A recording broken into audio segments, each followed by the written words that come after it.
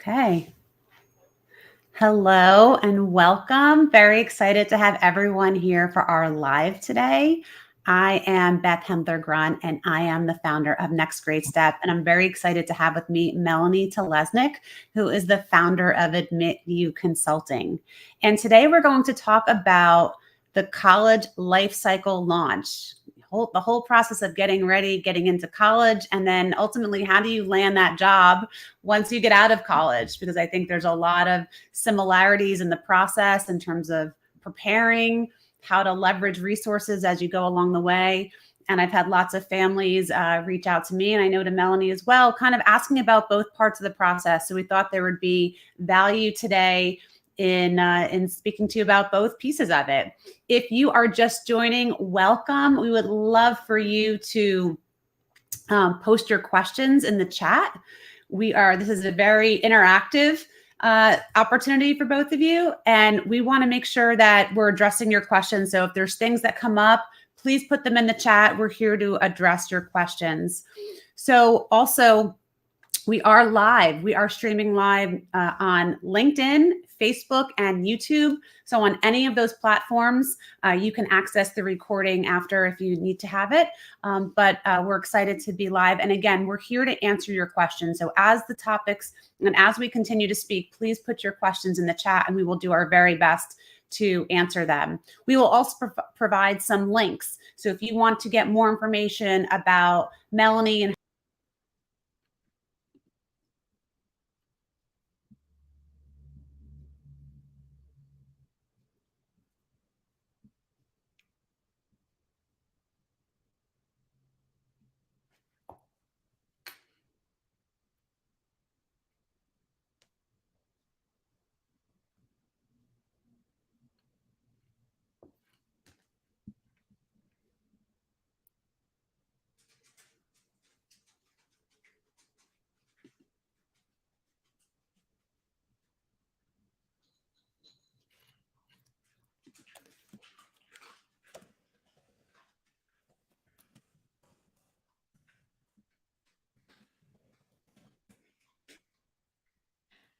Hi, everyone. I'm hoping that people can hear me.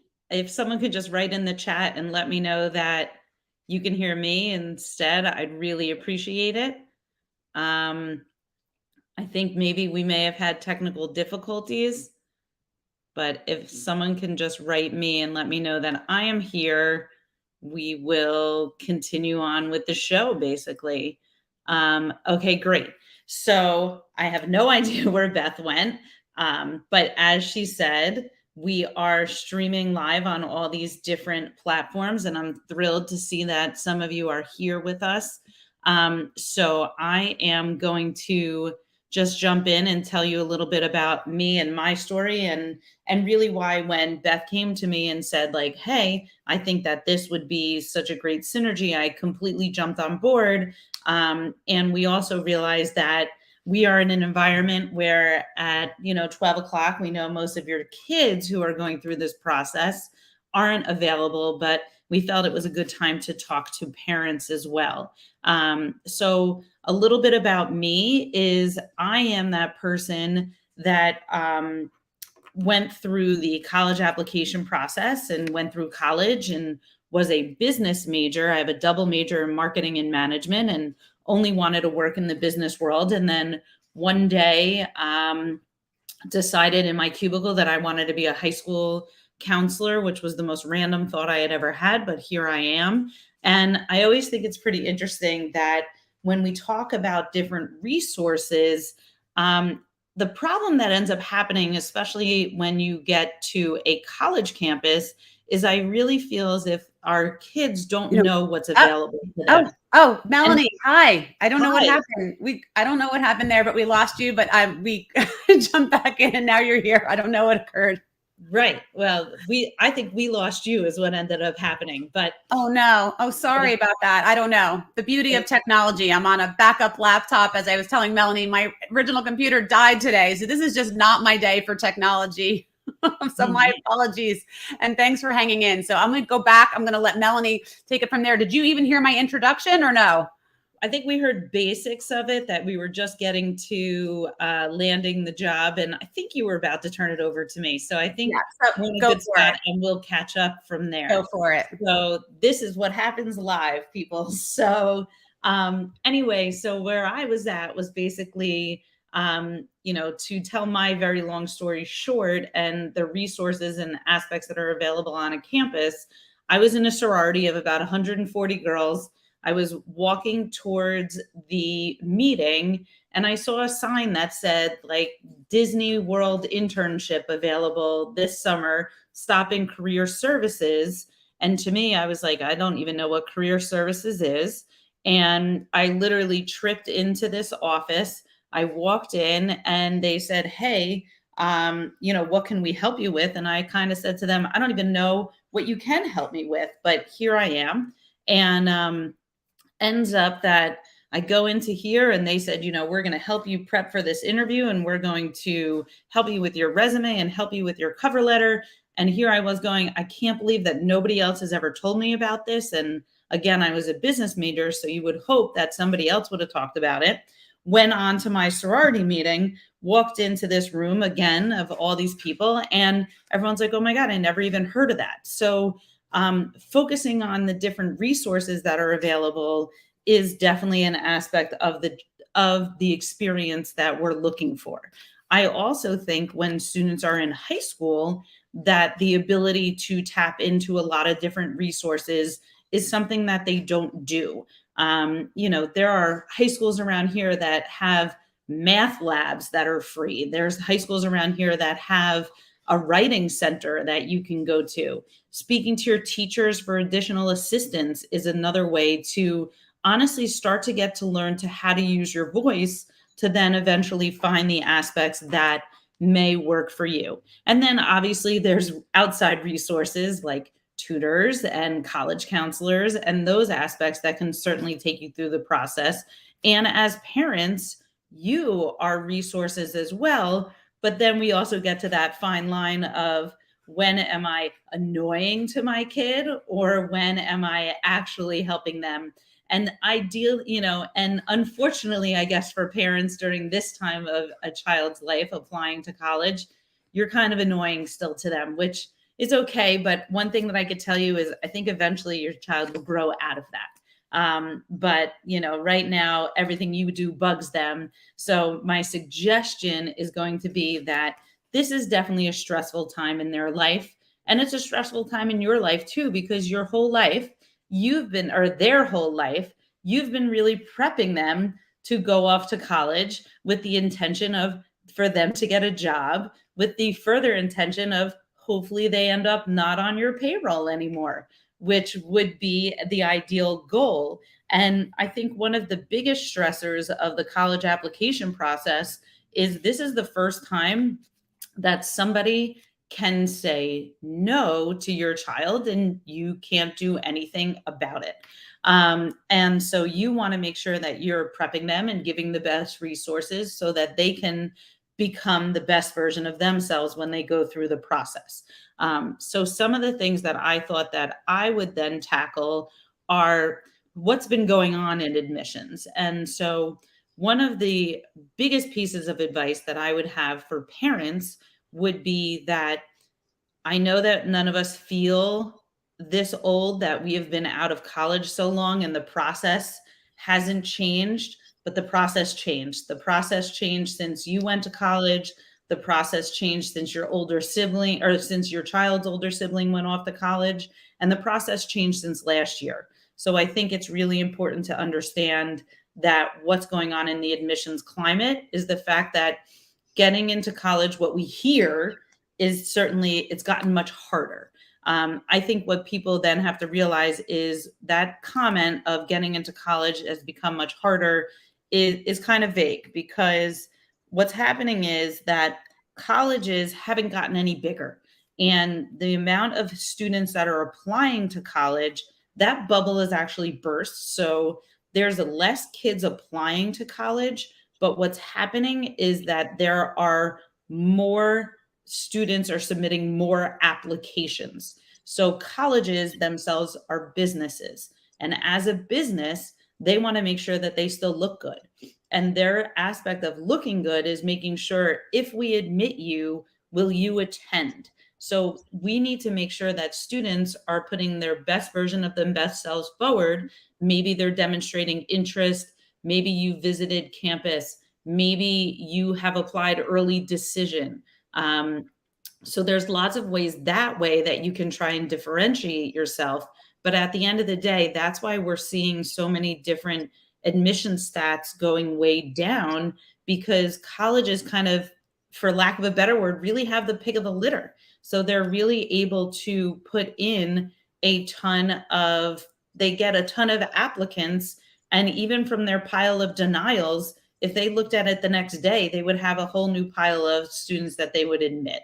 A big aspect of what's feeding into that is what's a very hot topic right now, which is test optional. So colleges from back in the day used to require standardized testing. That's the ACT or the SAT. Colleges now have no preference of one test over the other, but what they do have is the ability that majority of the colleges for this upcoming admission cycle are going to remain test optional. And so what that ends up being goes back to that topic of more people are submitting more applications, because all of a sudden testing is no longer a barrier. It used to be a way that we could say, hey, this isn't a good fit for you because you don't have the test score that falls in that college's range, but your grades are really good, but most likely your testing is going to keep you out. Now, all of a sudden, your testing no longer becomes a factor, and now you're putting forth your grades and your activities and your recommendation letters and your essays and that aspect of things. So then that usually leads to people asking me, then should I test or not? I wish that I had a crystal ball to predict the future of what's going to happen in testing.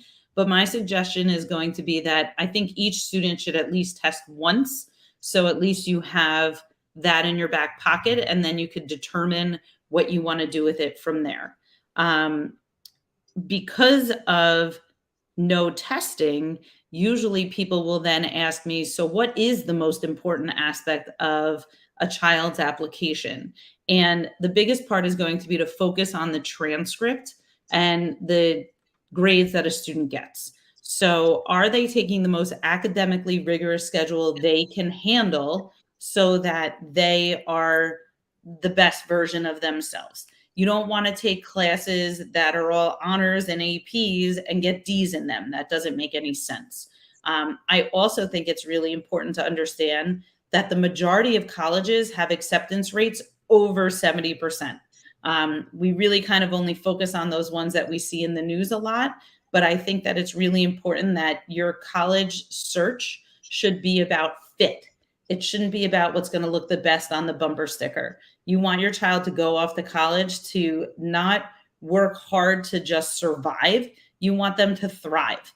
And when they've been going through high school, they've been pretty programmed in the aspects that they can do.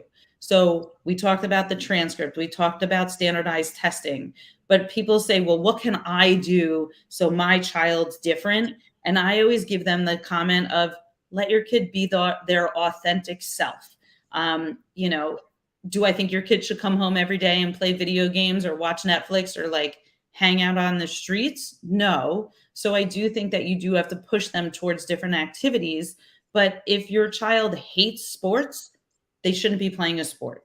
If your child is petrified of speaking in front of people, they probably shouldn't be in the forensics club. There's just aspects that you can find different ways to get them involved.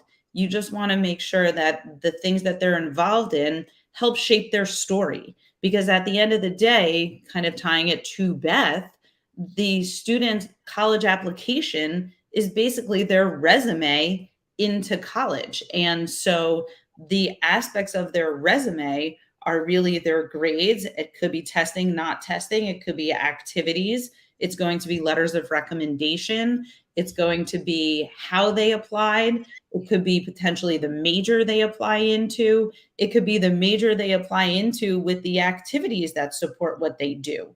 So all of this really kind of goes into shaping who they are and how they tell their story. And I'm sure I'm going to have more to add after Beth chats, but so I'm going to stop talking at the moment and have it turn over to hopefully your student will get accepted into college, which at the end of the day, just so everyone knows, if you apply to the right colleges, I see no reason why your child will not get accepted into a school. And then I'll answer some of these questions at the end because I think it'll end up fitting in a little bit better with how we go on that chat. Yeah, so I just wanted to share. So I didn't know if you wanted to address it now. We have a question like, do you think that it's too late to get a college counselor as a junior going into senior year? Maybe you just want to address that since we have that question. You know, I think that whenever you want to bring an expert onto your squad, you certainly can. The way that our process happens to work is we have comprehensive services and we have a la carte services, but it also goes back to the fact of like talking about resources. I left this part out, but I'm a former school counselor. You also have a school counselor inside of school that can potentially answer questions too, but I don't think it's too late to get a counselor. I think that, you know, you probably have different questions now and different experiences than you would have had if your child was a freshman, a sophomore, but certainly things that we can talk about now as well. So I never think it's a bad idea, but could be because it's what I do for a living. Awesome. Thank you. Thanks so much. And I'm just trying to, let's see if I can get this clicked here so we can get our names back. So thank you. That was really great insight, Melanie, and I appreciate that. And I'm going to try hopefully not to screw up the rest of the, the recording. I'm not going to touch anything, so I'm going to just talk about it. So yeah, you know, it's interesting. I think there were so many like little keywords that Melanie just talked about that I think continue on as part of that process of when you're in college and start thinking about that internship or that first job, you know, that first part of, you know, parents, are we being annoying? And I'll also speak to, I have a son who's in college, who's a sophomore. I have a recent grad. So I'm like living this real time. I totally get it. I've gone through the college application process. I've gone through and have continued to go through the process with my kids itself about how do they, you know, secure an internship or first job. So I understand the stress and just a young adult trying to exert their independence as to trying to make their own way and to not have to always, you know, feel like they're listening to mom or dad, or they feel like they're trying to do their own thing. So, you know, one of the things that I always hear, it's really kind of three perspectives of where I see these challenges of young adults trying to get that first job. And even as you evolve into college, you know, this, one of the things I always say, I always hear rather, is this is not what they promised. You know, I went on the campus tour and the school said to me, we're not only going to ensure a great education for your child, but we're going to also help ensure that they have a job when they graduate. They can't promise it, but you feel like they were because of the institution or their reputation or whether they're in the business school, whatever it might be. And a lot of times parents will call me and say it just didn't happen. And I think it doesn't happen for a number of reasons. And I want to just reflect on that with some of you. You know, one of the comments families say to me is, look, I wish I knew. I wish I knew the following thing. So one of the first things is that they assumed that the school would take a really proactive approach to, you know, kind of bring your child along to get them that internship or get them that job. And don't get me wrong, there are resources at universities, but it's a two-way street and our kids need to use them. So just because there is career services or a career fair or advisors or, you know, our kids don't always go. They don't always think it's optimal. Some schools may not have as strong or in-depth department to make that happen. But one of the things that I think that people also misunderstand, and I think the same thing within high school, is like your ability to get involved and figure out what fits for you. So don't, exactly what Melanie said, don't do it because like, don't study finance just because you think you're going to make a lot of money, but you hate math or you hate analytics or you hate statistics. Like ultimately it's going to come back to you that like, if you really don't like it, it won't be a fit, whether it's the school or the job. but you should encourage your kids to get involved in some capacity, where whether it's, I always say, pick something fun and pick something related to the major. So do an intramural sport, do something that's like exciting and fun or social, and then maybe pick a club that's related to the major that just gets better exposure. The other thing I really encourage is this idea of like really get to know your professors. It's unbelievable how impactful it can be from not only it's the success in college, but also their connections to employers and other people and resources that a young adult could access when they're trying to figure out, what should I do with my life? Who do I talk to? Professors have a lot of insight, and especially pick one that you enjoy or that you're connected to or that you feel like you're excited about the class. And I think they could also leverage a lot of that in terms of getting a job down the road. The other thing we see is, I think sometimes a lot of times students say, like, I have plenty of time for this. And I fully understand, especially when, Melanie is working with families, the full energy that it takes to get a child into college. I know it's a family effort. I know it's like multiple years and you're thinking about it. And a lot of times the feeling when a young adult arrives at school, they're like, oh, okay, I can relax.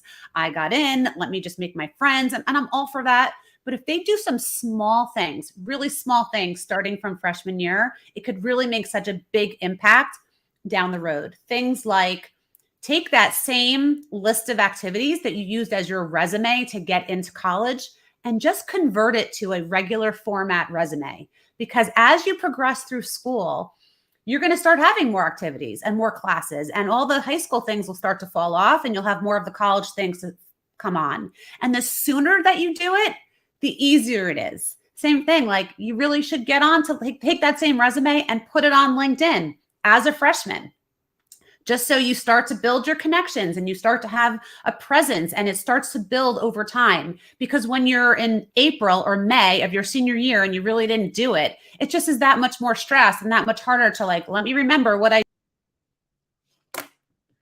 Man, I think we lost Beth again. Hopefully she comes back. I'm guessing that none of you can see Beth either.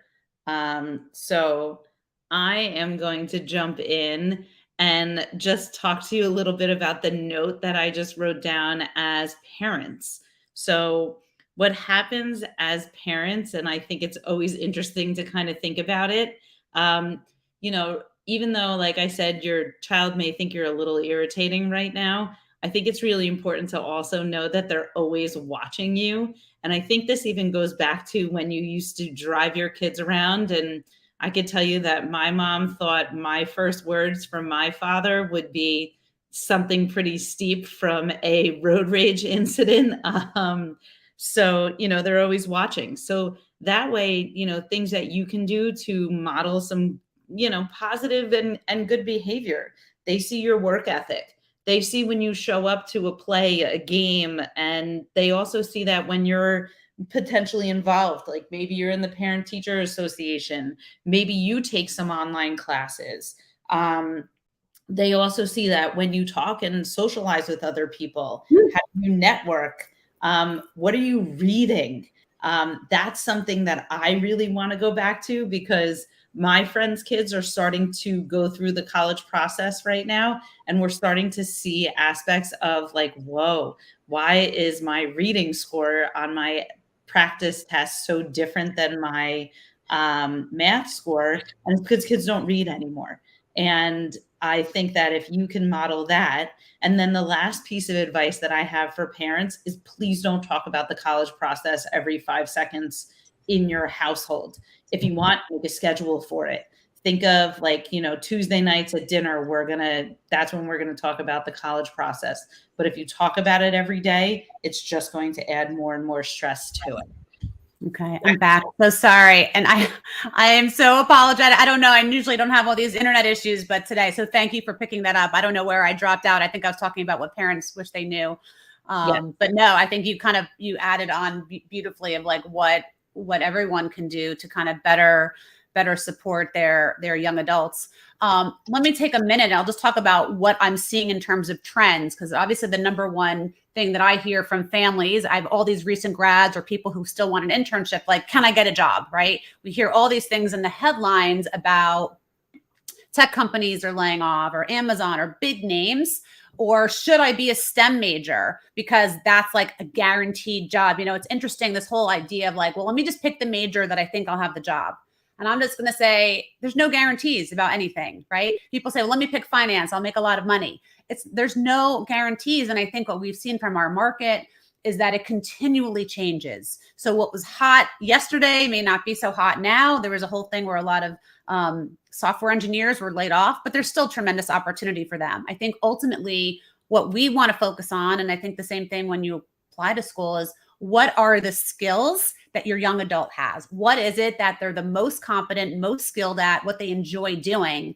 And think about examples of where they've done it. So it's not just saying, hey, I'm really good at analytics. So tell me about a time when you've done it, whether it's in class or a project or something you did independently to analyze information, because the more a student has awareness of their skills, the easier this job search process becomes. So I don't want to tell you that it doesn't matter what major you are, but it's not always the sole indicator of the kind of internship or job that you go after. You can be an English major and pursue something in finance. You can be a English major and do something that's more scientific related. So it doesn't have to be a one-for-one. It's just more about how can you connect the dots? How can you show, whether it's through your classwork, things that you do independently? I know Melanie just talked about, what are you reading? I mean, I'm big on that. You cannot do things in the bubble of like, well, I want to go into this area, but I don't really know about it. That importance of self-education, of find a trade journal, find information about the areas that you want to go into. But for us, what we see, and I'd say the same thing even when they're in high school, one of the most useful ways to gain clarity about what direction and what path to go into is by talking to someone who's actually doing it, right? We can guess in our head, or our kids can guess in our head, like, I think I like this, or I think I want this, but nobody really knows until you actually speak to somebody who's doing it or do it yourself. Oh my goodness, I just heard a lightning. And what we find is that really targeted networking, and it doesn't have to be networking with the CEO of a company or a vice president. It's like, talk to someone like yourself who's maybe, in our case, if you're in college, so pick someone who graduated like a year or two ago. It doesn't have to be someone who's the vice president of the company. Or even, I guess, in high school, talk to a friend or family member. Like when you go to family occasions, even this time of year, there's lots of barbecues and graduation parties. Ask your family, be curious, what do you do for a living and how did you get there? The more our kids can be curious about that and educate themselves about what options are out there, there's hundreds, there's thousands of jobs. And I think they only hear sometimes about like the top names or the type of, top roles. I think the more we can give them exposure to a wide range of different types of companies, people, roles, I think will really help them. But targeted networking does two things. One, it helps them get clarity on figuring out what is it they want to do. And that's how people get hired. Because again, I understand, AI and the tracking systems and everything's kind of like leading to that. I just have all the right keywords, but in the end, people hire people, and you want to forge those relationships that enable you to do that, whether it's through your professors, whether it's through family friends, whether it's just through alumni networks or people who are experts in the field. That's what really encourages employers to hire someone that they know and that they're familiar with. So the more you can encourage that for your young adult, I think that would be, really, really helpful. So Melanie, any thoughts from your side? So what I was just going to say about that is, I think as young adults, they get caught up in what's the coolest job or what can I do? And I always say to students all the time, I happen to be one of those people that landed the really cool job upon graduation. And I always also tell kids all the time, I went to the University of Delaware. It's a great school. Is it the school that is, the one that's always in the news about the top hires and top grads? No. However, it's what I did with my education when I was there that then helped me, which in essence is what I did in high school. The things that I was involved in high school helped me get to where I am from that and get into college, and what I did with my education. when I landed that super cool job, I wasn't the CEO of the NBA and I wasn't having, super cool meetings. But what I was doing was actually learning all the different pieces of what all those people do. So I think like that is a part of it where kids understand like, word association. If I get into technology, I'll make money. If I get into finance, I'll make money. If I like to argue, I should be a lawyer. Like those are the things that they think about, honestly, because it's what they see. Netflix has done an amazing job at saying, here's some really cool jobs that you should have because look how, look at this glamorous lifestyle. So I think like talking to your kids about that, I think is important. I also think that it's really, important to talk to the kids about honestly staying positive. This admission cycle was a tough one to navigate. And do I think it's going to get any easier? I think right now this is going to be our new norm. So I think that you have to talk to your kids about spreading their wings. I think that also goes for the job search as well. Maybe you don't only apply to companies that you've ever heard, that you've only heard of. Just like in high school, there's various college fairs. When students get to college, there's different career fairs. And you may connect with somebody at a company that you've never heard of. Just like when you go to a college fair, you may walk around and also see different aspects of those colleges that you also may never heard of. So I think it's really kind of keeping an open mind and going at this process not with blinders on, because there are some very strange and interesting things that have happened since you applied to college, which again is one of those aspects of one thing that has happened because of test optional and really as a result of the pandemic is that this has become the best thing for colleges, because colleges now, like I said before, really have the pick of the litter, but they're also really able to focus on their university goals. And a lot of times what we're seeing now is the university goal is to diversify. That's huge. Diversity comes from not just the student's background, but it also comes from geography of where people are living. It's one of the first, and sorry for anybody that is in our local area, but New Jersey isn't really top of the litter of like, oh, this is where we want kids from. But if you are in like a North Dakota, that would be huge. But colleges are really excited to say we have students from all 50 states. So it is just not your race, religion, that aspect, but also like where you live, what your interests are. Do you have a unique major? Those aspects as well. So, but again, you can't pick Greek mythology if you've never taken a class or read a book or done anything that's kind of related to it, even if you think it's unique. So really just go off and be the authentic version of who you are. Yeah, awesome. Thank you. And that kind of just kind of to piggyback on that, this whole idea of like differentiation. So, one of the things people say to me now with like even, obviously it's competitive for getting into college, it's competitive to get a job. Like, how do you stand out? How do you differentiate yourself? And from the standpoint of us, and I think there's something probably similar, Melanie can comment to this, is that you need to be able to show value, right? What's different about you, but also how do you add value, whether it's to a university or whether it's to an employer.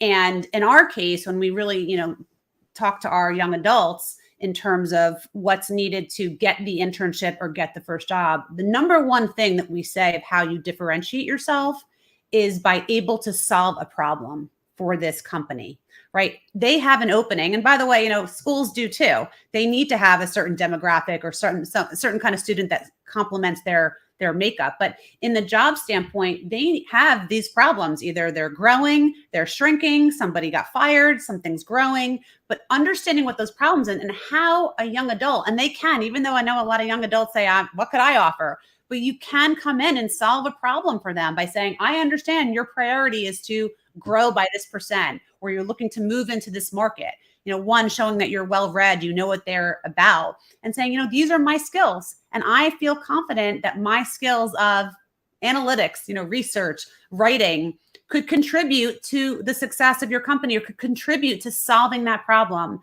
And ultimately, it's not always who had the best GPA or the best school, or it's how are you presenting yourself and articulating your value in a way that makes an employer understand how you can help them be successful. And I think when we start really reinforcing that with our young adults, with our students, we start to see, the outcome. And I think it's very similar too, in terms of, how can you enhance what you offer to a student body, getting into college. So I think along the way, I think that's why there's this, constant understanding of who are you? What's the value that you can bring? How do you make yourself different? How do you keep acquiring skills and knowledge in order to do that? Because we don't know everything, right? And we have to continually learn. Just because you graduate doesn't mean that learning ends. And I think the more that as families to understand, hey, there's an opportunity, whether it's, hey, I didn't study this, but I can go take a certification, or maybe I can go shadow with someone, or I can volunteer. It doesn't have to be these fancy internships, by the way, too. Everyone thinks you have to have like a really big formal internship with a, top name, company and a rotation program. It doesn't have to be. There's so many ways to gain experience. There's even this concept called micro internships, where you can have the ability to work for a company on a project for 2 weeks. And it still enables you to have this experience to show the value. So I think the more you kind of think about how a young adult can solve a problem, whether it's for the university, whether it's for a club, whether it's for a company, this is what employers want to see about showing differentiation and how you can help them to be successful. I mean, that's really the goal.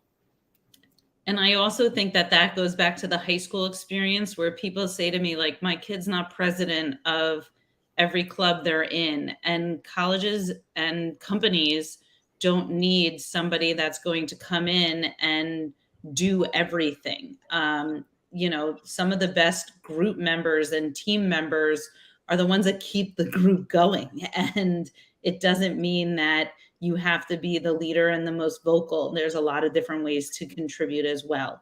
So you're not going to be able to change your kid.